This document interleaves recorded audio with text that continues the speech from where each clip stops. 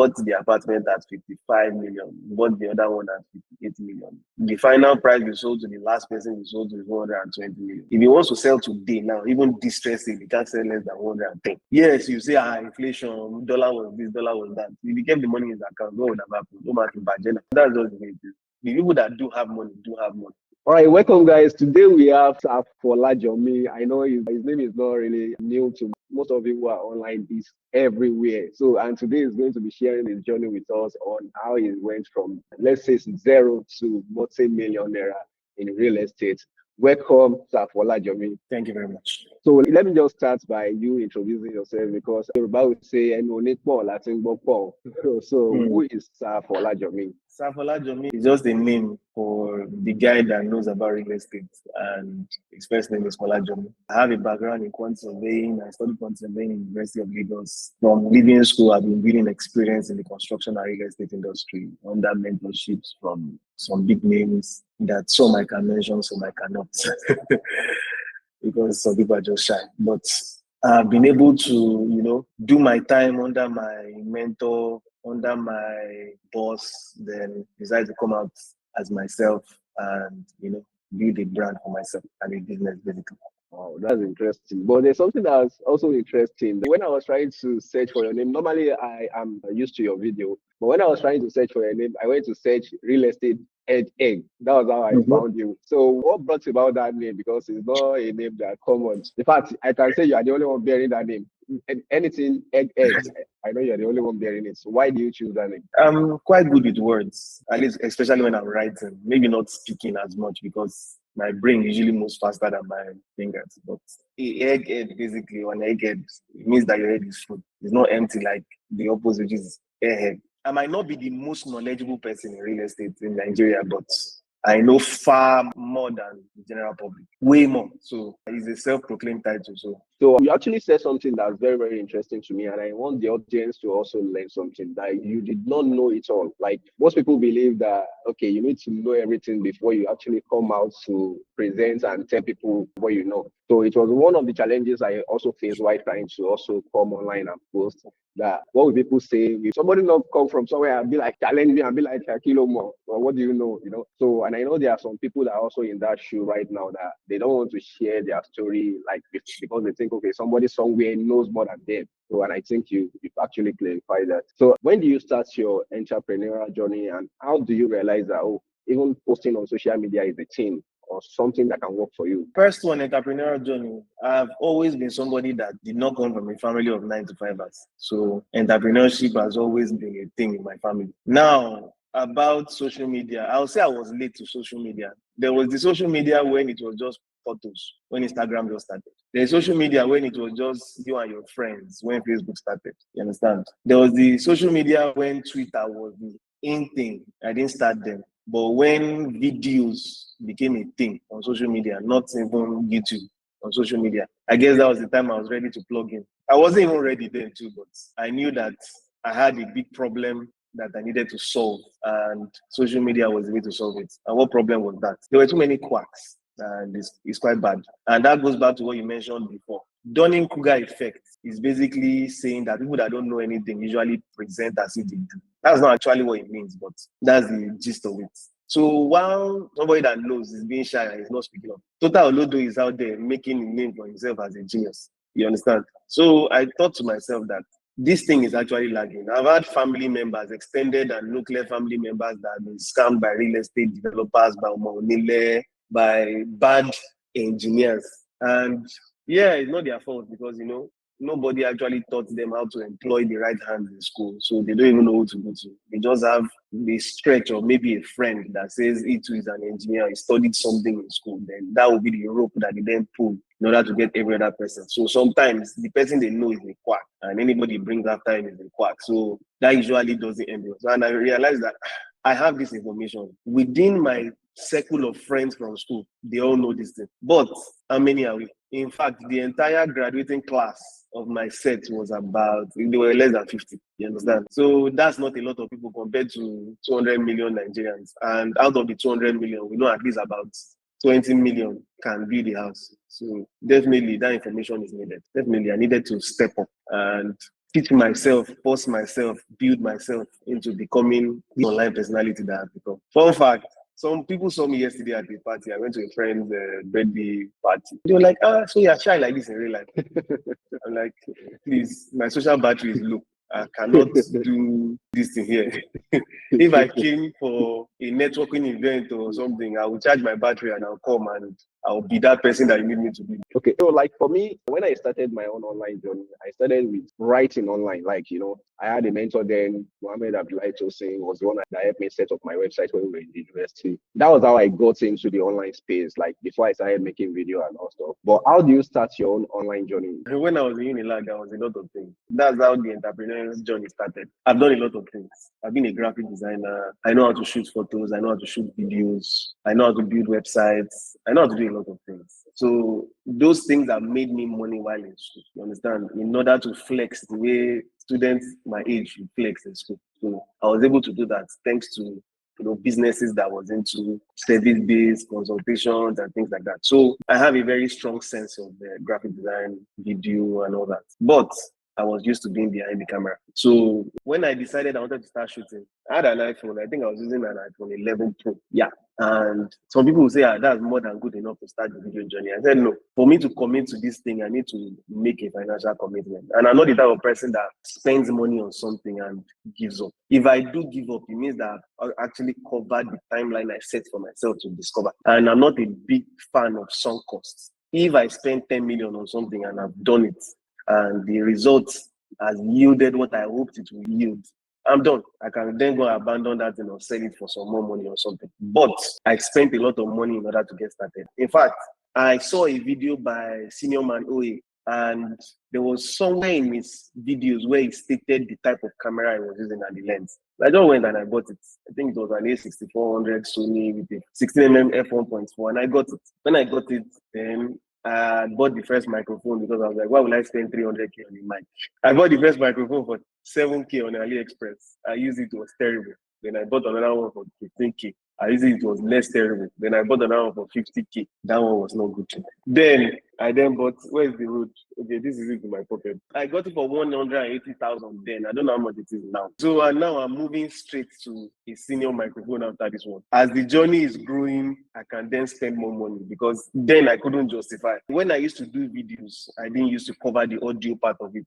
Somebody else did sound. So I didn't appreciate what was going into it. For camera, I bought a good camera straight, but I didn't understand what the fuss was about spending serious money on audio. And when I realized that audio needed to cost so an amount for you to get an amount of quality, I then decided to put my money down. I just try to take the advantage where I can. Somebody else might have an advantage over me that I do not have, and you understand. So take it where you can. Wow, that's interesting. Like, when did you actually realize that social media is like there's opportunity there? Because for most of us, we've been posting, and then be like, this thing is not really showing fruits. Like, and we are all human beings. When you are doing something and you're not seeing results, when do you actually see that? Oh boy, let me really focus heavily on this. I knew social media was something I needed to do before I even entered. And the reason for that is because any platform where you can successfully scam people, that means that platform is that good. That's just the truth. So when you are coming with legitimacy, at least there is enough people to listen. Now, that might not be the right audience, but at least it is an audience. And that's just the way it is. I knew social media was a window to people that would otherwise not get access to. And even when I was getting 50 views, I knew that my present office I was working from could not accommodate 50 people. So 50 people were a lot. Then it moved to 5,000, 10,000. I posted a video that did 1.8 million once. And sometimes that thing shocks me because 1.8 million people saw your video. If you say something that will offend people, that's how you're working on the road and somebody just shoots you. I've always known that it was access to a large audience and large opportunities. Okay, for most people now, the learning experience is very, very important. Now that you know that, okay, I want to do social media, there's opportunity there, there are a lot of customers there. If you were to start your social media journey today, what are some resources you go to? No bullshit. You don't. Okay, let me tell you how I started. Me, I don't know how I start today because I don't know what it will be like starting from zero unless somebody blocks my account and I have to start again. So I don't know exactly how it will be, but how did I start? Tayo I know was selling a YouTube Academy course. I think it was 50K then because I made up my mind to start at Q4 2022, and that's when I decided I was going on. And I saw Tire in Sports. I paid for it. I watched it. I took some notes. Then I went to Kegan Tech's page. There was a particular playlist he had on TikTok, and I think I watched it too. That helped me to understand a bit about lighting and things like that. I had experience, but it's not the same thing when you have purpose experience. When I used to shoot things, then I used to shoot weddings, interviews, minor things. Not shooting myself for social media. So I think I saw Kegan Tech's video too. I think I even reached out to Keziah Fosudu. Very awesome guy. He answered my questions too. Then I think I reached out to Kegan, but I didn't reach out to Kegan for video advice. I reached out to him for other things. And he was nice enough to answer. Then there's this YouTube page. It's called Think Media. They talk about videos on how to, I follow them too. I watch their videos too. So a whole lot. Aggregating all that information, I was then sure I was ready to move forward with this thing. Then I started. Every point in time, I optimize. I look at my setup. This thing is weird. I need to fix it. I do this. I do that. I do this. I do that. And I didn't go in thinking that I wanted to have 200 million views. I set a target for the number of videos I wanted to put out and the number of time I wanted to be at it. And I set a KPI. If I saw this result at so and so time, I'll continue. And I saw the result way before I thought. And that was not because I just did it lazily. I knew things I needed to do. I looked at what people wanted to hear. And the ones I was willing to abide by, I did.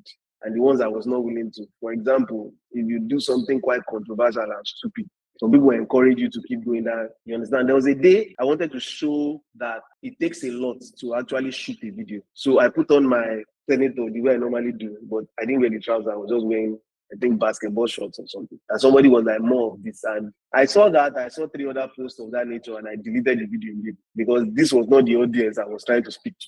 You understand? So like that, I usually curate the type of information I put out there and make sure that the people that are seeing it are the people I want to see it, basically. Before we go, for anybody that has a social media presence, especially a big one like yours, it's very difficult for you to walk on the streets in some cases, because even we have small audience like this. How do you handle that? Like going on the street and someone will be like, "Oh, I know you from social media. Are you not the guy from social media?" There are good experiences and there are bad experiences.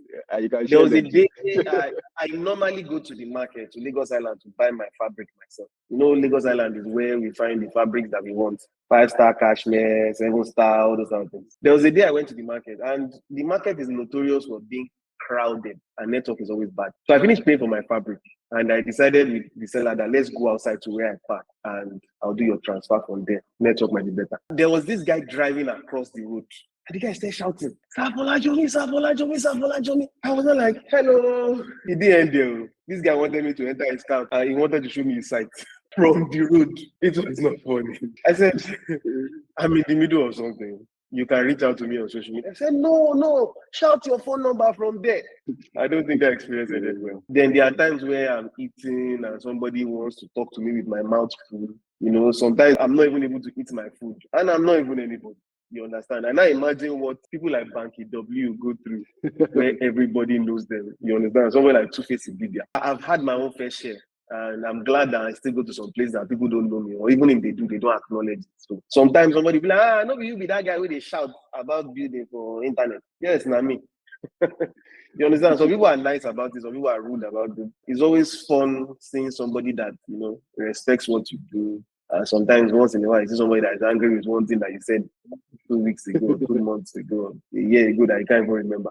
So I guess that's just the same monster that you have to deal with. What was the reaction of that clothes seller when the guy was shouting? You'd be like, so you're a celebrity. What was the reaction? Exactly. The guy actually mentioned that, guy go put money for this thing. I don't know, say you get back. So for somebody that's still skeptical about posting on social media, what are some things that you can use to, let's say, encourage them to post? Like, are there opportunities on social media, or people that are just posting? Or what do you have to say about that? Me, I'm a tough love type of person. So if this person knew me personally, I'll tell you don't post. Now hungry go kill you. If you have other means to actually put your word out there, then go ahead. But cheapest method is to put on your camera. You understand? I put a lot of good information out there because my purpose for being here is twofold. I have bills to pay to, and I have things to sell. Although I don't actively push for it, because I feel like, how many customers do I need? My last project was just 16 units. Do you understand? So I get averagely 25 to 35,000 views per post. Why do I keep needing to shout that I'm selling something, I'm selling something, I'm selling something? You understand? So, but in your own case, if you are selling things that you actually need to keep shouting about, you can see that people are visibly doing well on social media. If you won't be sold by the carrot, be sold by the stick. If you do not sell, how do you eat? You understand? God now bless you. You are in an area where you are a bandit. Nobody will tell you before you have to work before you pay for life. So that's just the way it is. And the thing is, if 1 million people end up seeing this video, maybe it's only 100 people that goes back. And it's quite sad. And that's just the way it is. I've had family members that have been asking me from when I was 5,000 followers that, well, I want to do this social media thing. I'll tell you, if I tell you 3 times and I don't see any improvement, is that okay if I don't answer you again? Like, don't worry, I will answer you. Do you agree? Okay, yes, but trust me. Then you wait for them 3 weeks, you not see anything, I just ignore them from then on. So people think there's magic to it, but it's just this consistent hard work into what you are doing and living true to what you say, which is one thing I know a lot of people don't do on social media. Their life offline is very different from their life online. The only difference between my life online and offline is that there are some things about me that I don't want you to know. You understand? Like, what do my parents look like? I don't want you to start seeing my mother on the road and say, hey, mommy, Sir Folajomi. Do you understand? Adding stress to the rich woman's life because it's not poor. So you understand my point. Apart from that, if I say online that I do something, that is actually what I do. Post on social media. Don't post on social media. Body will tell you. That's my advice. That's interesting. That's interesting. Let's leave social media and go into real estate. I went to Lagos because myself personally now, I'm not in Lagos, but very soon I will be in Lagos. I went to Lagos the other day. I went to Lekki Aja. Almost everywhere you put your leg, you see a real estate development. And I was like, is there really money in this country? Where are these people getting money? So now, as an insider now, how are people getting all this money to build all this real estate? Because I know I'm not the only one that have this question. Like, everywhere you go to, like, and these are not just 2 room self-contained, like these are big buildings, big properties. So what's fueling the Nigerian real estate market at the moment? The same thing fueling our economy. People are working, people are providing value and getting paid one way or the other. You understand? If you drive down Alfred Rewani, it's people that work in those offices in those buildings. You understand? If you drive down Adeola Odeku, people are working in those buildings and making money. You understand? Maybe not everybody can afford a house from those buildings, but a lot of people can. You understand? There are diaspora and students that went out to work the way you leave your village and come to Lagos to work hard so that you can go and build your house in your village. That's the same way some people left Nigeria to go and hustle. Yorubas will say Ajo Dabile. You understand? I don't know what Ajo means, but I know it means outside. And it cannot be like your house. So there is a lot of money going around, but it's nothing compared to the population of people. That is why it seems like where then they see this money. There is still not more than 10% of the population that can afford a house. Maybe maximum 15%. But 10% of 200 million, which is the size of Nigeria, is the entire Lagos, 20 million. You understand? So that is still a lot of people. And even if you cut that number down by 5, and you say it's only 2% of the population, that's still a lot of people. And there are not 4 million developments in Lagos right now. In fact, there are not 4 million developments in Nigeria. So the numbers do match.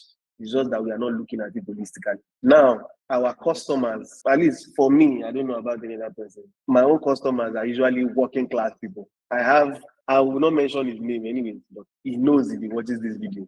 We had a long discussion. Said he worked 3 years straight. This guy is a graduate, as in he's a master's degree holder. And I'm not talking he was working like care job, or I'm not saying care job people are not working hard, but he worked hard consistently for 3 years, Monday to Sunday. He was going to work. And after that 3 years, he was able to put money together in order to buy something. You understand? So that is somebody that, put in the work and got his results. And thank God for him. He invested in somebody like us that they are quite straightforward to do. And got return on investment. My guy is chilling now. He bought the apartment at 55 million. He bought the other one at 58 million. The final price we sold to the last person we sold to is 120 million. So that's just the way it is. If he wants to sell today now, even distressing, he can't sell less than 110. You get? So yes, you say inflation, dollar was this, dollar was that. If he kept the money in his account, what would have happened? No matter budget. So that's just the way it is. The people that do have money do have money.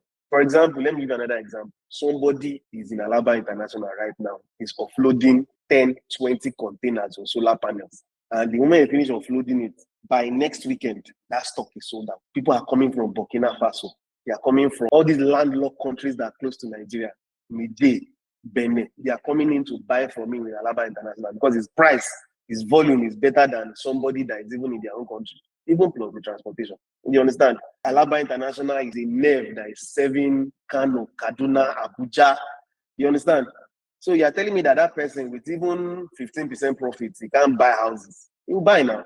And that's just one guy. It's not the only one bringing in container. Now, that's just him. The people that are doing what we call baranda from him, they too, they are cashing out. You understand? I know people, not even I know people, realtors, their business is basically baranda business. You understand? I have a house for sale. I introduce you the house. I get commission. You understand? If they put their commissions together, a hard-working realtor, it will buy house now. 5%, 20 times is 100%. You understand? If he makes 20 sales, he can buy the thing they are selling. So the money is available in the country, it's just for you to find it. And information is the name of the game. Me too, if I was more informed than this, I'd be richer than this.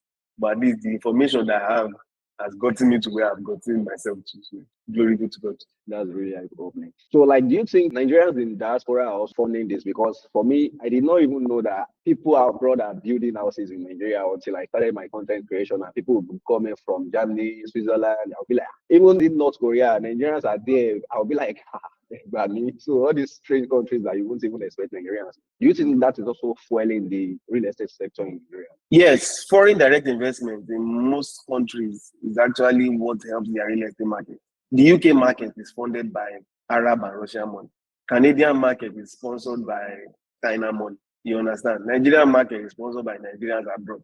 It's just the nature of what it is. You understand? So you buy to your own size. To buy a house complete in the US, the standard you buy in an area as densely populated as Ikeja, you hold good money. You understand? Sometimes it's even cheaper for you to buy here. And you know that all this hard work you are doing, you've seen the environment and you're like, I can't retire here. I've been too far away from my family. At least if I won't know my children, at least let me know my grandchildren. Let me have time. You understand? Some people don't like the monthly rent system. They have to struggle each month, every month in order to make rent. You understand? In Nigeria, whereas some people, while trying to pay rent, they just need to work for 4-5 months inside the year and you'll be able to afford rent and the rest is just it. You understand? You get tangential help from your neighbors, your extended family, but then nobody helps you. So they've always seen that Nigeria is the place to retire to. And one of the surest ways to assure yourself that you have somewhere to stay is to own that place. You get? You are tying money down in properties. Real estate is one of the only assets that people are willing to kill themselves on because of how valuable it is. You understand? You hear, if your mama die, if your papa die, the first thing may you go do now, may you go carry their document. You've heard it before Uncle Kasali will go and carry it. And if Kasali carry it, you don't go with that. You understand? When they are sharing things, when they want to share dead man's or a dead woman's properties, the first two things they are looking at is the property and the business. Every other thing is secondary. You understand? So that's how valuable real estate is. So once you don't joke with it, you go see banner. That's it. So for you as a developer, I learned that you were once working with some other guys. So what prompts you to say, okay, let me also go into my own business. Let me start building for myself. And how is the journey like? Because it's not something that you say, you just wake up today, I want to start my own development. You don't just spend the money on the street. What was the journey like building your own structures? I didn't get mentorship from one person. I got mentorship from multiple. But the person I was actively learning under is not a developer. He's a contractor. You understand? He builds for clients. And right from the onset, or not long into working under him, did I realize that the drama of clients is just too much for me. You understand? The normal trend was this. The client is like, please come and build for me. I saw that building that you built, immaculate, it's beautiful, this one is that one. You go ahead and you sign them on as a client. Once your frame structure is ready, you've set your block up, you've done plastering, then they start misbehaving. Because now they know that the building cannot collapse anymore. And that is why they wanted you in the first place, to make sure that you give them a building that will stand the test of time. But at the same time, you still have to finish it properly. Quality of paint, quality of plastering material, quality of tiles, quality of doors. Then when the building starts standing, they now start scrutinizing your numbers. Like maybe you want to cheat them or something. And my integrity is too high for anybody to be thinking I'm a thief. I don't usually entertain it. If I've been able to prove to you so far that I've not stolen your money, I won't start today. So if you cannot trust me, then I'll go to somewhere else where I'll be trusted. I've never liked working for clients for a very long time. So when I decided that, okay, I know enough now to actually set up something, I decided I will be a developer instead. That way, I will finish your building, then sell it to you. You won't come halfway and tell me that let's now start dropping quality because your money has finished. You understand? When we're in foundation, if we told you to buy 200 million tons of steel, you say, take money, take money. Foundation is must be strong. You know, they used to say that the foundation is not good. Once you roof, they start misbehaving because I just don't know. Then they'll have one friend that, my friend, I borrowed him 30 million. He did not have the money, but he's selling door. He said I should come and collect door. I did not say you should not go and collect door. You don't need to lie to me. If you just tell me that you want to bring in a new door supplier, there's no problem. But me, I have to charge you builder's work, which means that there must be a cost associated to making sure that the subcontractor for the doors, their work is easy. What does that mean? Making sure they give you access, making sure there's power where they are going to work, making sure that we adjust our schedule to accommodate you, and even things as feeding you when there is a site meeting. So, but a lot of you just like, you have already charged me for the building of the house. Why would he charge me again for allowing the subcontractor to work? One thing a lot of people don't understand that is in construction, your profit is known before you start. Your profit doesn't happen after the fact. You understand? Unlike your own business now, that if you buy something for 300K, you can decide that you sell it for 400K. But if I'm embarking on a 2-year construction project, I already know from the day I presented the bill of quantities that this is how much I'm going to make. All I'm trying to do now is to make sure that my profit survives, because I'm going to lose a lot of profit in trying to accommodate one thing or the other. Now, I've already accommodated things that I've lost money on. You understand? Things like maybe we were doing the foundation, then we realized that there was something in the ground that we didn't plan for. Like this Jemmy cut now, we had a very, very big tree root inside the ground that we don't even know it was there, because we didn't see any tree. But when we entered the ground, we saw a root, and that root was disturbing about 7 piling points. We had to excavate. We had to cut down the trees, and we had to remove it out of the way to make sure that it won't disturb whatever was there. And that cost, if I was a contractor, not the developer of this project, even as a developer, I lost money because it was not in our budget. You understand? Now, after all that, you don't expect me to now stomach you bringing in somebody. That one will say, we need power. I'll tell my boy, yeah, go and buy fuel for this guy. I'm not seeing any money. Why am I losing money? So what was the journey like setting up Jamie's course? Because I know it's not easy, especially in an already developed area, trying to find land. What was the journey like? And is there any points at which you were like, who say I should come and do this kind of thing? Or I should have stayed in my own contracting. That happens all the time. That happens all the time, actually.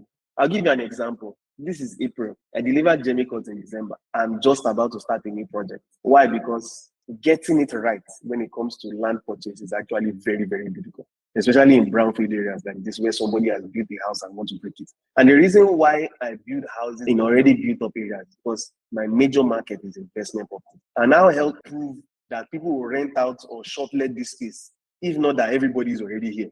You understand? You are just plugging into the market. The street is already full. There's already people there. There's already power. I'm not trying to go to a new area, and so getting the land right is a lot. And that's why when I'm working with a realtor, one of the first things I do is, how much do you want up front? Usually, 100K or 150K. Once I give you this money, I'll tell you, if I don't close with you, hope no hard feelings. And they'll be like, okay. So sometimes I sign maybe like 2-3 people, and they go to work. They keep bringing properties. Sometimes I get tired of explaining why that place will not work. Maybe, this place is good, but it's a floodplain. This place is good, but there's a church down there. They are going to be making noise. And, sometimes churches don't just end with noise. The parking is also an issue. They park and block everywhere, and, it's usually not fun. You have the cases where maybe the area is good, but there's a beer parlor down the road. And, those that live in Metro Lagos know that if there's a beer parlor close by, there's usually bad actors close by as well. So I usually stay away from places like that. We've been looking at some places. We found a place that was good. Then we realized that, this land is not wide enough to actually be optimal. Like if the land is not a rectangle, or it's not you see land that it land there, maybe the child that drew the survey just shapeless. And by the time you start cutting, trying to get the amount of units that will be optimal, you realize that this thing can't yield anything good. So at the end of the day, you have to drop it. Then people get frustrated and like, brought this one to you, say you don't want it. Brought this one to you, say you don't want it. But no, if I look out for my clients, I can charge them what I want. You understand? Not I buy rubbish and I'm now trying to shove it down your throat. One of the greatest things about Jamie Court is that, yes, some people bought it so that they can rent it out to yearly tenants. But we had short let at the back of our mind, meaning that we knew people were going to come from abroad to take our place. Looked at it. What is the most direct route to the airport? We traced it, and that was one of the first things we were looking out for. If you take on this Sunday now, from airport to Jamie Court is less than 16 minutes. That's what Google Maps said. If you are running faster, it might be shorter. If you are driving slower, it might be longer. You understand? We also looked at that, okay, if somebody wants to come in at maybe the evening or in the night, will they have problems coming in? Do they have to worry about security? You understand? We looked out for those things. Then, because it's a already developed area, which we are prepared with internal security, they now fight with the police station. The police station is so close that if we report to the police now, even if they have to wear their shirt and their trouser, and they have to keep up, they will still be here on that 10 minutes. You understand? So those are all the things we looked out for before we decided that this is the location we want. And I do not rush until I get it right. And once I get it right, you too, if I'm trying to sell the place to you, I don't need to give you too much lumber. And if anybody that did not end up buying from me this project would tell you is that I don't push anybody to buy, because I've already done most of the things I'm going to do to make sure that this location is right. So if you say you don't want, then you don't want. Somebody else will want it because I know what I did to this place. So that is how I've been able to nail my own section of development. So yes, there are times where I'll be like, are you sure that I'll ever find the right land for this thing? But then I'll remember again that my ease of selling is determinant of me buying right. Do you understand? You can't buy meat that has spots and hope to cook delicacy from it. You understand? It won't work. But if you nail the portion of the meat, for me now, if we kill Salah ram like this, the meat that nobody must ever touch is top side. Once I have that top side, that place is the sweetest part for me in meat. And once I keep it, I used to do anything. Stir fry, shawarma, things like that. So that's the same way. Once you nail it right, every other thing comes easy. When you are trying to manage that, you'll be having problems. And a lot of developers, that's how they usually end up with nonsense that they are doing. That's actually an interesting perspective, and I think most business owners, they don't really understand that, and that's why they suffer. And then they will start saying, I'm looking for help at the end of the day. Why the foundation is already shaking already. So because if you have a bad product, you won't even have confidence to sell it in the first place. But if you have a good product, like when customers are just talking, you'll be like, what was this one saying? You don't even know. Like you'll be confident, and it will even show in your staff. Most entrepreneurs don't really cover that basis from the beginning, and then they end up saying, why am I not selling and every other thing? But in actual sense, you are supposed to have built that foundation. I was at the moment of landing a customer for my boss then. And while we were discussing, because my boss was not around, the guy came around and he saw us and he was like, help me call the person in charge of this site at that time. So I went. And the guy was like, I'm not the boss, so my boss is not around. But this, that, this. And the guy was now talking. I was like, I like this, your construction. First of all, he said, but this thing will be expensive, which, yeah, it would actually be more expensive than normal because we actually put in a lot of effort into making sure that these things are done right. We don't mix rubbish concrete. We don't, things like that. But he now made a statement and it was funny. Yeah, he said, what paint is that? I mentioned the paint to him. And at that time, the bucket of paint was around 49,000 per bucket. And I was like, why that one cost like that? I know one that they sell for 9,500. And everything that guy said after that, my brain was off. I did not hear it. Once he was done, when my boss came, I just told him, I said, somebody came yesterday, but I've already striked him out. He said it's those type of customers. I said, yeah, it's those type of customers. So the boss I worked for too had, at the point where he is in his life, he selects customers because he knows what he delivers and he knows not everybody should deserve, his presence. And that's the level he has gotten to. So I feel like once you get there as an entrepreneur, as you mentioned, you don't have problem. To me, that is even more important than any billions you can make, because when you get to that point, like you don't need to start stressing about customer. That is the point that most people should be striving towards. Not that, I want to earn billions. You can earn billions and then you still be chasing the money. Within a few minutes of chatting with someone online, you will know that this person is the kind of person I want to do business with. What are some red flags you see in Nigerian real estate that you be like, no, this one, don't even go there? Or for a customer that wants to go into real estate or to buy real estate, what are some red flags that you should look at as an insider now? You be like, don't go there. What are some red flags they should be looking at? If you are selling land, one of the first things I will say is if they are selling phase 3 and phase 1 is empty, don't buy it. It means that they've not gotten themselves. If phase 1 still looks like bush, they've not touched anything, don't buy phase 3. You understand? It's more risky to actually invest in new developers. I was new once now, so I know there was a lot of work I had to put in to convince people to buy what I was selling. However, I won't say I'm unique in that I'm the only person that won't scam you. But we are not plenty. You understand? And sometimes not because the developer goes out wanting to scam you. He's actually clueless about what he's doing. And the market is so short in supply that if anybody wakes up today and says, I want to sell real estate, somebody will jump on it. It's just for him to call a price that gullible people are willing to pay for. You understand? I'll give you an example. Jamie Court. When I launched, the first price I launched at was 50 million. And at that 50 million, my profit calculation on that 50 million was about 2.8 million after calculating costs. That's too small a profit going into the project. But I felt at least I would deliver. Maybe not profitably. Maybe after Nigerian construction industry has shown me shaky, at least I will deliver the project. Even if I don't carry one, I will be able to deliver. Because it's actually the first project I will sell with my online presence. You understand? But that was bad calculation. But I still did my calculation. I have quant surveyors that work for me. I studied quant surveying. So if anything, I know how to cost construction properly. Yes, there are some things I might miss because I don't have all the experience in the world, but I'll cover a lot. So I was now looking around and I was seeing people selling the same 2-bedroom apartments and they were saying 45 million. Some were saying 40 million. Some were saying 38 million. And I was wondering that, let's assume you didn't do piling like me. You are doing a normal foundation. Maybe you got land that is very, very good. You understand? But Lagos, I know a lot of places that the land is solid. But let's assume that your land is good. You shouldn't still be able to sell for 40 million. It's not possible. Because I know that I'm not making profits. So what are you doing? Do you understand? So if you now then go ahead and sell at those prices, you are going to put your customers in problem.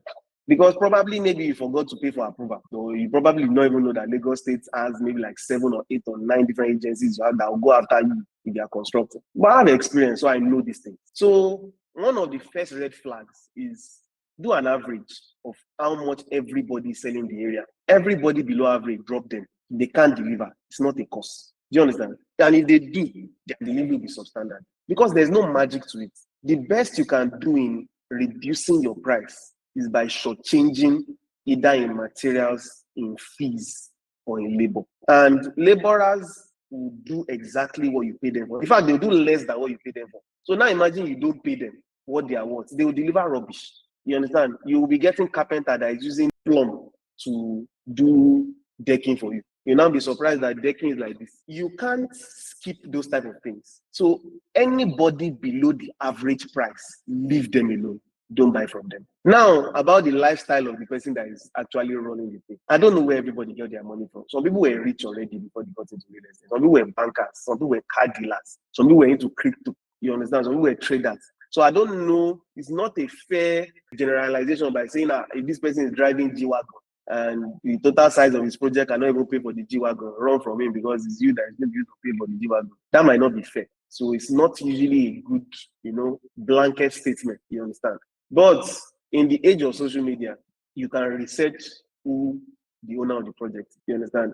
Are they knowledgeable in this thing? Even if they are not, maybe they don't have construction backgrounds. Do they have the right professionals working with them? If you look at the project board, which is compulsory by Lagos State, first of all, if the development doesn't have a project board, then there's a problem. You understand? It means that nobody knows who are working on the project. You get. So in the minimum, you see an architect and a structural engineer. It's not a project that are big enough to need a mechanical and electrical engineer on a unit. And while some people argue with me, Lagos State does not demand you bring mechanical plans and electrical plans for a one-story and a bungalow because they too, they feel like tradesmen under the guidance of an offshoot of a mechanical or electrical engineer can actually handle it. What does that mean? It's not that serious that you might need them the electrician can pick up the phone and talk to his Oga, which is an engineer, on the phone and say, Oga, na 2-bedroom bungalow I get for this place. And he'll pick up the phone and be like, okay, where you go tap light from? Okay, 50 meters. Where are you going to do this from? Is this one? Where are you going to shake it come from? How many bulb is there? How many television is there? The guy can do a calculation on a sheet of paper, even on tissue paper, and say, okay, is the 10 wire that used to bring load into the compound is 1.5 that I'm going to use. You understand? So those ones usually might not need an elaborate plan because it's just maybe 2 bedrooms and 1 parlor, 2 toilets, 1 kitchen. Do you understand? But on projects that are usually bigger than that, or even estates, it is compulsory. First of all, there must be a town planner. The planner that zoned out each area. This place is for mixed use, this place is for low density, this place is for high density, this place is for green area, this place is for recreational area, this place is for medical. You understand? Those things must be planned out. So who is the town planner on the project? One. Who is the architect? Who designed this thing? Is it facing the right place? You know, there are northeast trade winds, southwest trade winds. Every architect knows that they must put windows taking advantage of those breezes so that your room will not be hot. You have cross ventilation in places where you cannot have stack ventilation. You know, things like that. The architect to cover that. You know, you enter some parlors and there's no wall to put your television. This wall is filled with door going to the BQ. This one is the door going to the kitchen. This one is the staircase going upstairs. This one is the entrance. And you're not like, okay, am I supposed to put the television hanging in the middle of nowhere? You understand? Those are people that did not plan the spaces properly. And no architect is that stupid. You understand? They didn't go to school for a minimum of 4 years and not know this thing. Do you understand? When you are now done with the architect, you go to the structural engineer because no matter what the architect design, the thing cannot stand. You are going to send picture one day and say, engineer, there's crack on the wall, or you shall be fearful for your life. You understand? And one thing a lot of people don't know, they'll be like, bungalow, I don't need the engineer. But sometimes you are overusing materials, not underusing. Do you understand? Some people, they will look at this and they'll be like, raft, now we do for that my uncle house. Maybe say, neither engineer use the thing strong well. And you come here and you do raft. Whereas strip and pad would have worked. You understand? Or you use 20 rods where 16 would have worked. Or you use 16 where 12 would have worked. Or you are using more top bars than bottom bars where you should have used more bottom bars than top bars. You understand? Something that an engineer will see from sitting down, you have to climb tree to see that you still not see. So who are the professionals working? If you have that information, then you are safe, at least to a large extent, about the quality of the construction. The other part you need the developer for is, does he have funding to deliver the project? Does he know what he's doing? Is the project well planned out? Will the cost he's charging you guys really cover it? Sometimes developers will collect the first payment from you, and the first thing they'll go and do is go and flame you. Me, I've made money from real estate, but I still will not spend money anyhow. It's not everybody that is like me. You understand? But even if I want to spend money, at least I've delivered the project. You understand? Some people, they will just say, we've looked at the numbers. We collected a total of 1.8 billion for this project, and our profit margin is showing that we have 400 million. Then you withdraw 350 million and start spending that. Say, okay, 50 million should cover whatever it is. You guys have gotten to roof. You've not even bought tires. You've not bought things. You've not bought anything. And your budget has finished. You understand? Because your costing was bad. Instead of you to have employed a standard quantity surveyor that is licensed, you went to go and pick one 300 level student that is still struggling to do projects. 300 level student that his lecturer is obviously saying that this guy, you don't know what you're doing. You're just very confident that you don't know what you're doing. You understand? They will now take it and say, yeah, those professionals, they are overcharging. You never bite it for body. First things, if they are selling phase 2 or phase 3 and phase 1 is not ready, don't buy. If they don't have approvals, do not buy. If their project is below the average for the entire area you checked, don't buy. That way you save yourself from at least 50% of the problem. Then, social proof. Is anybody complaining about them from previous projects? If people are complaining about them, find out why. If the reason is the reason you are worried about, them, run. A lot of times people have valid reasons to complain. One of the egbons in the real estate industry, KG Giwa, he was complaining about an estate that he bought where the walls were swollen and the water was iron brown, like even more decent. And those were valid complaints. That's the majority of the problems that a lot of people have. And I will throw you one and say, the people that supervise the projects, who are they? You understand? If those projects were supervised by professionals, those things will not happen. So it's up to the buyer to put a lot of effort into knowing what they are buying, not just hype, not just they say this person is good. If they say the person is good, then at least you've covered a lot, but you still have to verify. Assume that they want to scam you till you verify. Yes, high risk is high reward.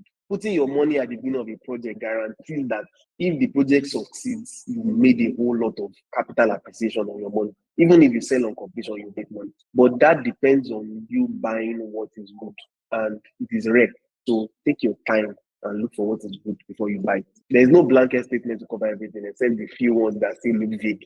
But it's so that I don't go and bite somebody that is doing the right thing in the bum bum. There are some real estate companies that are based on we sell land to you and then you develop it yourself. So is that really applicable here? Is it that okay, phase one, they've sold phase one, completely sold out, but there's no bodybuilding there, and then they have phase two now. Can a customer actually go and buy phase two? The phase one is not For yet phase developed. one to be, when I mean phase one is ready, what I mean is, have they done the roads? If you sell land to people, unless you are not selling land with infrastructure, these places must have been allocated, portioned. There needs to be some sort of thing that will show that people have taken possession of their land. You're not just gathering names in Excel sheet and allocating plots on this thing. Those type of lands, they won't even appreciate, because land appreciation, real estate is like a chicken and egg thing. Development increases the value of land. And when the value of land increases, it helps to push development. And then that pushes land value. And then that pushes development. Like that. The Banana Island is 3 billion. Do you understand? But there's also the scarcity and you can't sit with us vibe that Banana Island has. Let me give you an example. There's a popular real estate company that I will not mention their name because it's not my fight. I had a friend that bought land from them in 2013. This is 2025. They've not allocated. So now the guy is abroad. He doesn't really have time. But he bought that land when he was in Uniland. We were in Uniland together. You understand? He made some money and he was like, okay, let me to invest in real estate. Then the noise and the buzz about investment had not been so loud. You understand? So he invested, but no allocation, nothing. And now compared to the value he paid in 2013 to now, even if they want to aim to pay survey fee now that they did not mention before, for example, it will be ridiculously more now than it was then because everything has become more expensive. You understand?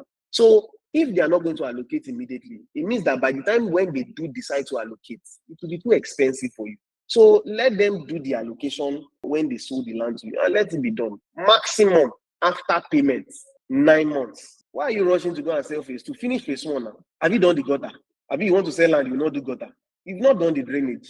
You guys are not discussing how power wants to enter the place. Are you telling everybody to do their own bowl or there's one general bowl that will serve the entire area? Have you brought transformer? It's not just to buy land, lock it up and say, oh yeah, come and buy. The land is not going to appreciate. It's not a cost. You understand? But when the place now begins to look habitable and one guy is like, okay, my landlord is frustrating me. Let me even go to that land that I bought. And he gets there and most things are already ready. It's just for him to build. Definitely he's going to build. And once he builds, he has already raised the value of land for everybody that person because these people are now like, okay, they are now living here. This place is more than just a land now. It's a potential home. So that is the way it is. Why are you selling phase two, phase three? Let's even understand phase two. That, okay, phase one quickly sold out and development is just trying to catch up. But if there's no activity on phase one, don't rush to buy phase three. Don't rush. While real estate is an opportunity for you to make money, they should not now mugu now. It doesn't make sense. So let us sell what is valuable so that the people that we sell it to can extract value. Unless that will be scam. If I sell gold to you at $82 per gram or whatever they are selling gold to now, if you then break it and you discover that it's brass that is inside, then I scammed you now. Abi? So if I sell land to you for 10 million naira, the land has to be, when you get to the land, they must see the 10 million in the land. Unless I'm the thief there. So that's the same way it has to be. Make sure that what you are buying, and that's where estate value has come in. And that's why I always stand on the fact that pay the professionals. When you pay them, they have an obligation to give you the information because they have ethics, so they have codes of conduct. Do you understand? But when you see the developer's estate manager, estate valuer, and you ask him that, what is this place really worth? Even if he will not lie to you, he might omit information. Do you understand? Because you are not the one paying him. But if you get your own value and you're like, okay, that place, how much is that place? There's this one of my lecturers that I normally call. She's a big estate valuer. You understand? Once I call her, she has information about almost everything. So I'll just reach out to her and I'll be like, okay, Auntie me, Alpha, this place, I'll send her the Google Map pin. I want to put a 2-bedroom apartment here. What do you think? What do you think is what? Then she'll start breaking it down. Okay, because there's a train station here, this will drastically increase the value. because there is normal traffic in this place, this might reduce the value. Because you are building this to the 5th floor, the people that are going to stay at that level will definitely pay a premium because of the view, the quietness, and all that. Because you are providing this amount of parking, this person. Do you understand? So we are arriving at why this thing costs this amount, and this is the cost that we got. And once you're able to establish that, then it's valuable now. That's just the way it is. Same way if I want to sell an off-plan project to you, I know that if I complete this project, I'm going to sell each unit for 250 million, no joke. Because cost of land, cost of construction, and my profits, because I'm not a philanthropist. But I don't want to go and take money from the bank. I want my subscribers to come and buy. So I have to work my figure backward. If my profit was 45 million or 40 million or 35 million, I have to cut my profit in two and say you to take for bringing your money now as opposed to waiting till the end. Take some of the profits so that by the time we get to the end, if you two are selling for 250, you've made profit. And that is the model of off-plan. But some people don't know how to do it correctly. The buyer side, the seller side, everything's also messed up. So we need to do better so that, we can enjoy the fruit of real estate. The people that are making money, you never hear their voice. I have customers that they are getting their money from their shortlets. You will not hear ping. You will not hear anything. When they are shouting, real estate na scam, real estate na scam. I'm sure they'll just be on their phone, they'll just be laughing, watching the videos. They say real estate is overpriced. In their mind, they'll be like, the price had better not come down. So they are enjoying themselves and you never hear their voice. And even me too, because I sold it to them and I want them to make money too. My own shout too about there is money in shortlet, there's money in shortlet, it has reduced. Because at this point, if you've not figured out that there's money in shortlet, then you don't need to know again. We will keep making our own money from shortlet. They make pints, they make. That's actually eye-opening. Now, real estate in Nigeria, most people think it's just about buying land, like you mentioned, buying land and then buying phase one, buying phase two. What are some untapped opportunity or underexplored opportunities that you see in real estate that we like? Why are people not looking at this side? There's a lot of opportunities there. Is there any part of real estate that you see opportunities like that? There's one part of real estate that there's opportunity. Only one that I know that nobody has put their mind into. But I'm not going to mention it here, sorry. Because me, I want to go and acquire land there first.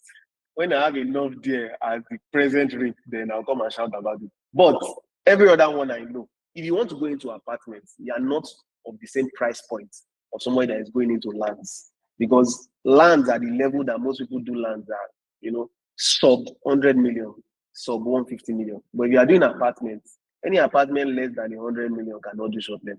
It's just the truth. That location is probably not good enough. Or the development on top is going to leak, it's going to crack, it's going to break, it's substandard. Do you understand? So it's not of the same price points. If you want to go into land, shine your eye. It's just like stocks too. You want to buy stock, not because they list one stock, they are just going to jump on the stock because they say there's money in stock market, or because they say there's money in forex. You go and buy Shiba Inu. You understand? So those things like that. Real estate is the same. There are opportunities in most places in real estate. In fact, real estate is so much of a gold mine that if you are selling sugar, you see money. Some people are cashing out from selling sand, from buying trucks to move granite, from selling paint. Have you? You understand? So there is a lot of money in most aspects of real estate. The reason for that is because the housing shortage is large and the population is increasing exponentially. You understand? So when I was born, we're not up to 5 billion in this world. Now we are over 7 billion. Do you understand?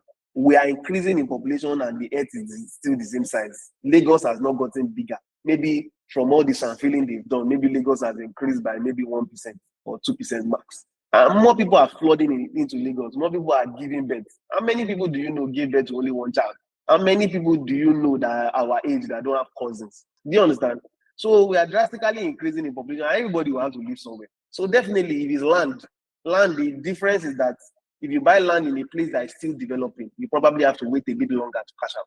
Like me now, I buy the land I develop on. So definitely I'm buying a high value property, then putting more value on top. That is just the way it is. There's a lot of money to be made in many aspects of real estate in Nigeria. So whatever you choose, once it's clear, you see your money. It's when you buy a truck for 50 million, you want to be moving granite to Lagos from Abeokuta, and every other person is charging 400K, but you didn't do your market research. You now start charging 250. Your truck is going to spoil before you cook your funds. You understand? That goes into research into the real estate market itself. You can see that I'm busy taking notes. A lot of ideas you are sharing, they are new to me as well, because for somebody like us that, let me say, on the sideline, there are a lot of information that we don't really know. And we'll be like, this thing, why is this thing as high as this? Why are these guys building? Like, where are they getting the money? For you, have you ever thought of having a master class where people can attend, or do you have it already? I'm not ready. Actually, I just hired somebody to strategize my business with me. You understand? So lucky for us, she's resuming tomorrow. Wow. If we do strategize and I'm pushed to a corner by her and maybe some other people to do a master class, then maybe I'll do it. But I'm too busy to want to teach anybody. You understand? That's one. I'm not hungry. On top of that, there is this collecting money from people. If I want to set up a master class, I'm going to rent a hall, I'm going to provide feeding, all that. I don't want to put money from my pocket to pay for that. That will mean that I have to sell tickets. Do you understand? And when I do sell tickets, then some people will buy, then some people will start counting your money. Sir Folajomi sold 200 tickets at 280,000, and now it must be. You understand? I'm not saying it's a bad thing, but so far I've not decided. I feel like I can reach more people by giving the information free on the internet, and it won't cost anybody anything to learn. I sold a course. I was selling a course for 50,000. People were asking me that why am I selling it for 50,000? They tell me I'm doing it for free. I said the reason for this course is because there are people that are lazy and can't watch my videos. And the punishment for them is that they will pay 50,000 for the course. Every single thing in that course is spread across all my videos because social media will not allow you to cool down and speak to people. Everything is in a hurry. Everything has to look like vibes. You understand? You are trying to do gege on social media just so that the algorithm can push your video. So the reason for that was to slow down and break things down properly. So the 45,000 naira inside that 50K is out of laziness.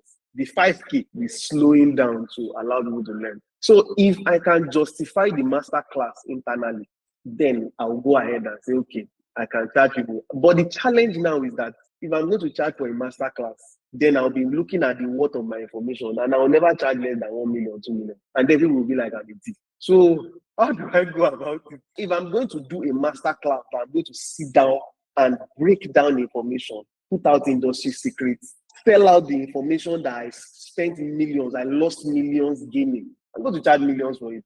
If people are willing to pay for it, then I won't mind doing it. You understand? But for now, maybe Q3, Q4, or even next year, maybe I can consider it. But this second quarter of 2025, let's see be giving out free information.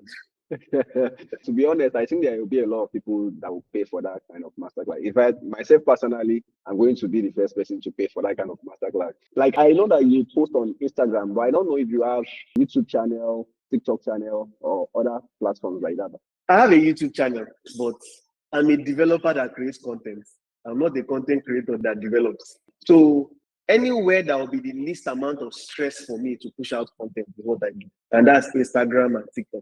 When YouTube increased their YouTube shorts to 3 minutes, I started posting on YouTube shorts. But my major platform is Instagram. Now it spills over to Facebook because Instagram is connected to Facebook. As for YouTube, I intend to start taking YouTube more seriously because I've realized now that it's not everything that you can get. For example, I'll post a video and because I couldn't say everything that was in my mind in that video, because the video would have been like 9-10 minutes long, I cut the video and shortened it to like 90 seconds. Then every single question that I answered in the long video before I cut it down, people now start asking me, and I'm like, why can't I just post the long video? But in time, we'll start doing long form YouTube. We are hoping to start, as I mentioned, this month, and we intend to start doing better. Ramadan gave me a lot of time to think and look inwards to reassess everything.